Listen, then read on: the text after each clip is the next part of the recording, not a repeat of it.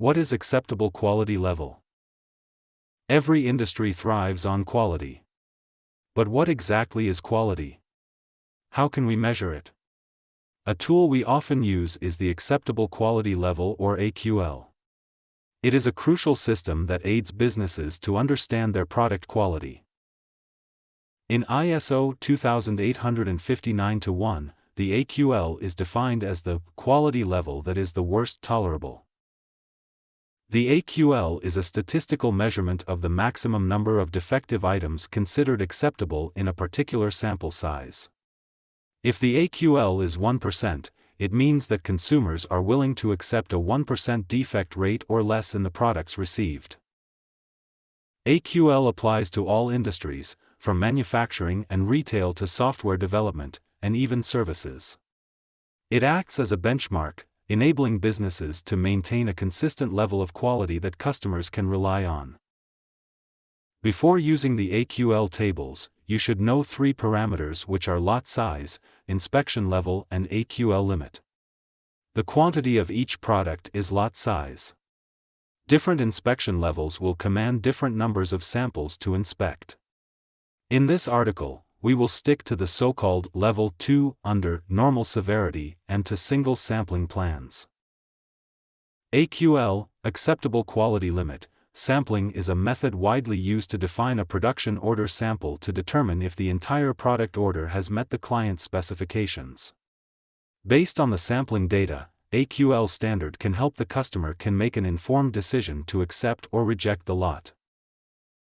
Acceptable Quality Limit Table refers to the ANSI ASQ Z1.4 table used by QC inspections professionals for AQL sampling during the inspection. This AQL sampling plan is designed to help in determining the right sample size for inspection and the acceptable number of defects. AQL defects are quality issues highlighted during random inspections. They are categorized into three groups: critical defects, major defects, and minor defects. Critical defects are serious defects that can harm the end user severely. Importers usually use AQL of 0.0 for critical defects. If inspectors find a single critical defect in the selected sample size, the entire order fails the inspection. Major defects are less serious but are not acceptable by the end users since they increase the risk of product failure. Importers typically assign the AQL standard of 2.5% to major defects. Minor defects are small defects with a low impact on safety and the usability of the product. Most importers use the AQL standard of 4% for minor defects. AQL table has two tables. The first one tells you which code letter to use. Then, the code letter will give you the sample size and the maximum number of defects that can be accepted. I assume your lot size is comprised between 1,201 PCS and 3,200 PCS, and that your inspection level is 2. Consequently, the code letter is K. Second table, single sampling plans for Level 2 inspection, normal severity.